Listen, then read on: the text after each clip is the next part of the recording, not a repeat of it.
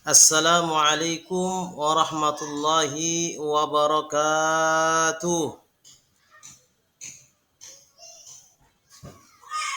Alhamdulillah, alhamdulillahi rabbil alamin.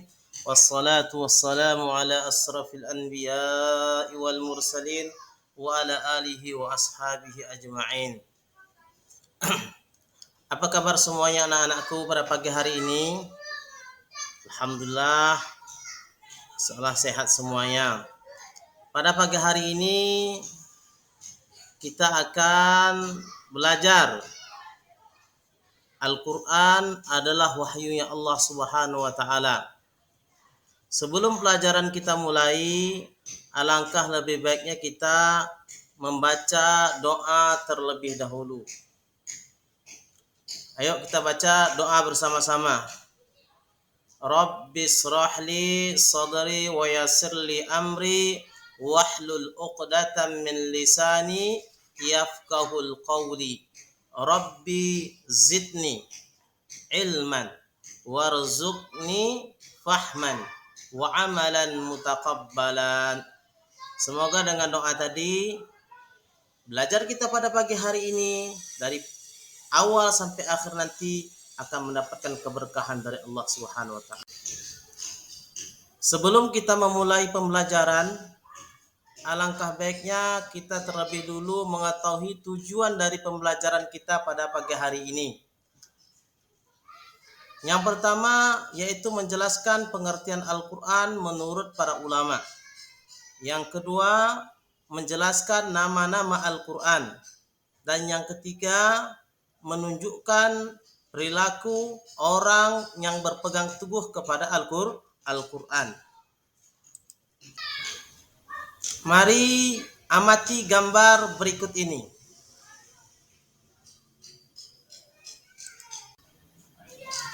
Setelah kita mengamati gambar, mari kita renungkan. Satu, Al-Quran adalah kitab suci terakhir yang diturunkan oleh Allah Subhanahu wa taala kepada Nabi Muhammad sallallahu alaihi wasallam. Yang kedua, kitab-kitab suci yang wajib diimani oleh umat Islam sebelum Al-Quran adalah Taurat, Jabur, dan Injil. Ketiga, umat Islam harus mengenal Al-Quran sebagai pedoman hidup, way of life. Keempat, Al-Quran adalah mukjizat terbesar Nabi Muhammad sallallahu alaihi wasallam yang berlaku selamanya. Al-Quran tidak mungkin dapat ditiru dari aspek manapun dan oleh siapapun, baik dari segi indah bahasanya maupun yang lainnya. Bagaimana cara kita memahami Al-Quran sebagai pedoman hidup? Satu, harus memahami pengertian dan hal-hal yang terkait dengan Al-Quran. Dua, memahami isi Al-Quran dan melaksanakan dalam kehidupan sehari-hari kita. Baik anak-anakku semuanya, mari kita masuk kepada pengertian Al-Quran menurut pendapat para ulama secara etimologi atau secara bahasa. Pengertian Al-Quran yang pertama kali kita ambil menurut ulama Al-Lihyani. Al-Quran adalah bentuk kata benda atau masdar dari kata kerja qoro'a yang artinya adalah membaca, yaitu qoro'a yaqra'u Qur'anan. Dalil dari pendapat ulama ini adalah Al-Quran surat Al-Qiyamah ayat 17 sampai 18 yang bunyinya inna alaina jam'ahu wa qur'anah fa idza qara'nahu fattabi' qur'anah. Sesungguhnya kami yang akan mengumpulkan di dadamu dan membacakannya. Apabila kami telah selesai membacakannya, maka ikutilah bacaannya. Pendapat yang kedua, yaitu menurut Imam Al-Asy'ari.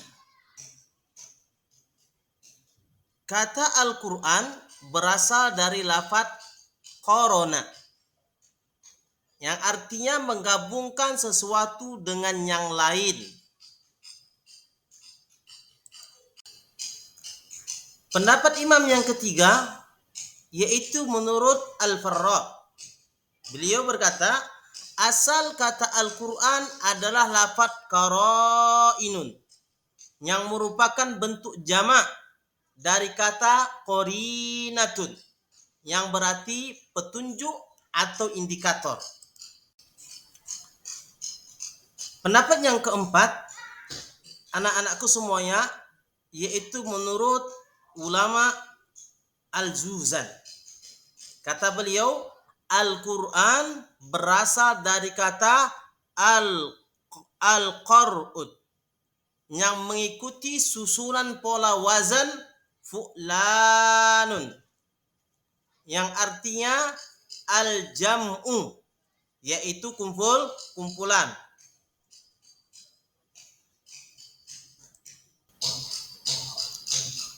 Kemudian pendapat ulama yang terakhir, yaitu menurut Imam Asy-Syafi'i rahimallahu anhu.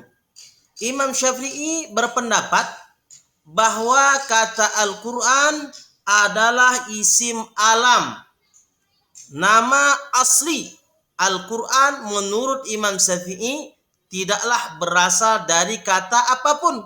Al-Quran memang sejak awal digunakan sebagai nama kitab suci yang diturunkan dari Allah Subhanahu wa Ta'ala. Baik anak-anakku semuanya, sekarang kita masuk ke pengertian Al-Quran menurut pendapat para ulama secara terminologi, atau boleh kita mengatakan secara syar'i atau istilahan, sebagai berikut. Pendapat ulama yang kita ambil yaitu pendapat Syekh Muhammad Kurdibek. Dalam kitab Tarikh At-Tashri' Al-Islam, Syekh Muhammad Al-Kurdibek mendefinisikan Al-Quran sebagai berikut. Al-Quran huwa lafdun Arabiyyun al-munazzalun ala Muhammad sallallahu alaihi wasallam litadabburi wa tadakkuri al-manqulu mutawattiran wa huwa ma daftaini mabdu'un bi suratil Fatihati wa makhtumun bi suratin Nas, yang artinya Al-Quran ialah lafaz firman Allah Subhanahu wa Ta'ala yang berbahasa Arab, yang diturunkan kepada Nabi Muhammad sallallahu alaihi wasallam untuk dipahami isinya dan diingat dan disampaikan secara mutawatir, yang ditulis dalam mushaf, yang dimulai dengan surat Al-Fatihah dan diakhiri dengan surat An-Nas.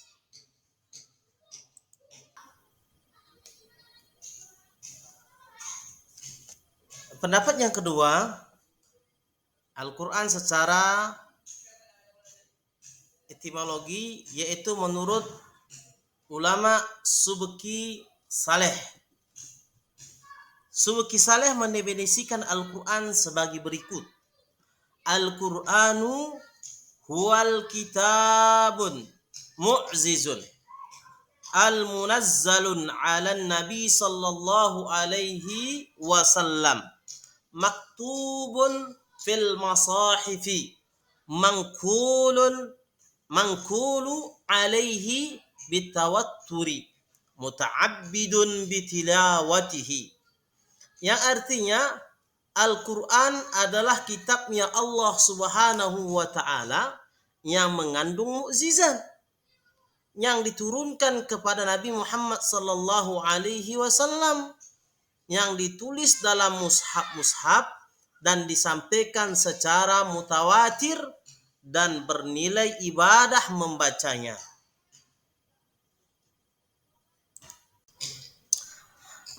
Oke, baik anak-anak. Pendapat yang ketiga yaitu menurut ulama Muhammad Abduh.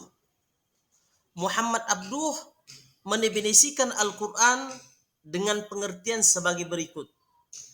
Al-kitabu huwal Quran maktubu fil masahifi mahfudun fi suduri man anni bihifzihi minal muslimin. Artinya, kitab Al-Quran adalah bacaan yang tertulis di dalam mushaf-mushaf yang terpelihara di dalam dada hati orang-orang yang menjaganya dengan menghafalnya, yakni orang-orang Islam.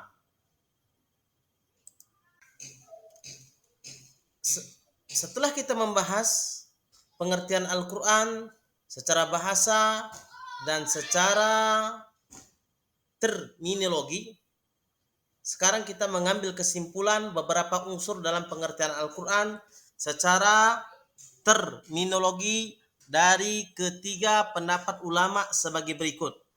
1. Al-Quran adalah firman atau kalamnya Allah Subhanahu wa Ta'ala. 2. Al-Quran terdiri dari lafaz berbahasa Arab. 3. Al-Quran diturunkan kepada baginda Nabi Sallallahu Alaihi Wasallam. 4. Al-Quran merupakan kitab Allah Subhanahu Wa Ta'ala yang mengandung mukjizat bagi Nabi Muhammad Sallallahu Alaihi Wasallam yang diturunkan melalui perantara malaikat Jibril alaihissalam. 5.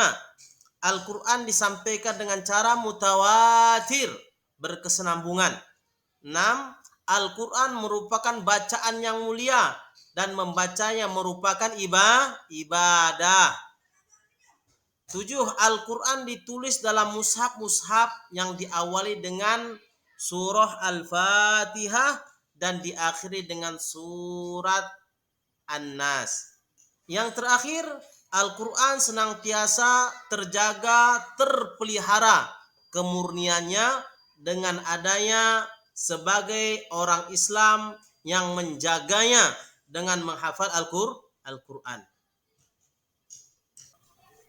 Baik anak-anak semuanya, sekarang mari kita masuk ke penjelasan kedua, yaitu mengenal nama-nama Al-Quran yang populer sebagai berikut. Baik anak-anakku semuanya, jadi nama Al-Quran pertama kali yaitu Al-Quran sendiri. Nama Al-Quran adalah paling populer dan paling sering dikatakan. Kata tentu masih diingat bahwa Al-Quran artinya bacaan atau yang dibaca. Adapun beberapa ayat yang di dalamnya terdapat istilah Al-Quran adalah sebagai berikut, yaitu di surah Al-Baqarah ayat yang ke-185. Bismillahirrahmanirrahim. Syahrul Ramadan alladzi unzila fihi al-Quran hudan lin-nasi wa bayyinati minal huda wal furqan.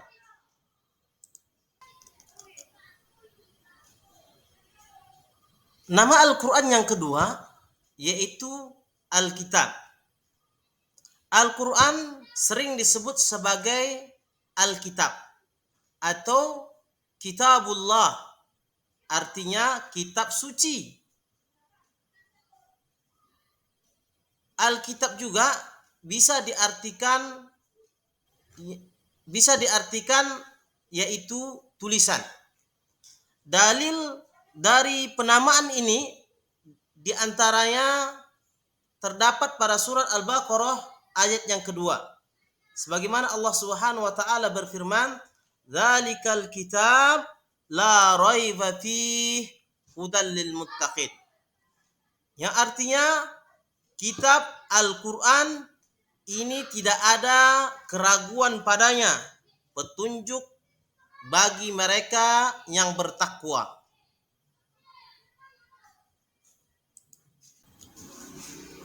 Baik anak-anakku semuanya, jadi nama Al-Quran yang ketiga yaitu Al-Furqan.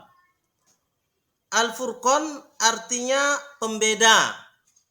Maksudnya yang membedakan antara yang hak dan yang batil. Al-Furqan terdapat di dalam surat Al-Furqan ayat 1. Bismillahirrahmanirrahim. Tabarakalladzi nazzalal furqan ala abdihi liyakuna lil alamina nadhira. Artinya maha suci Allah yang telah menurunkan Furqan Al-Quran kepada hambanya Muhammad sallallahu alaihi wasallam agar dia jadi pemberi peringatan kepada seluruh alam, jin dan manusia.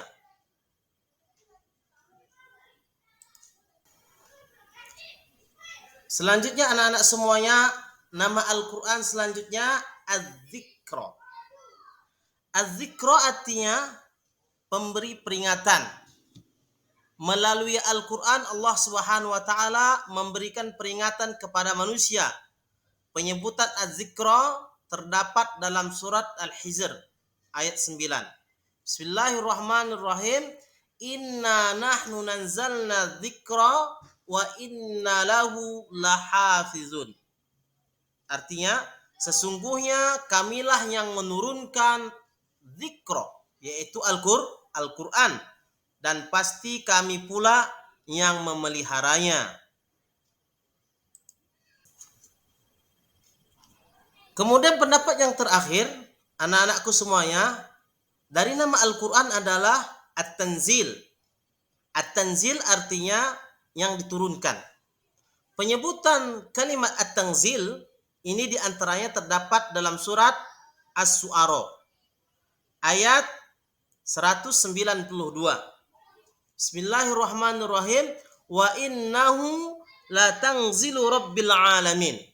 Yang artinya sesungguhnya Al-Quran ini benar-benar diturunkan oleh Tuhan seluruh alam.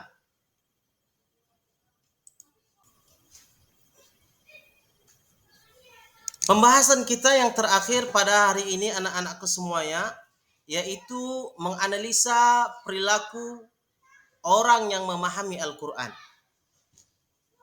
1. Di dalam Al-Quran terdapat petunjuk tentang perintah-perintah dan larangan-larangan Allah Subhanahu wa taala. 2.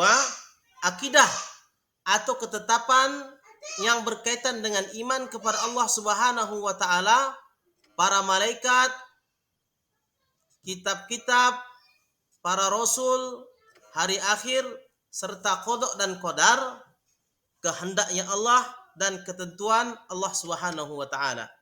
Al-Quran juga bersikap tuntunannya berkaitan dengan ibadah, yakni salat, puasa, zakat dan haji. Mari menganalisa semuanya anak-anakku semuanya.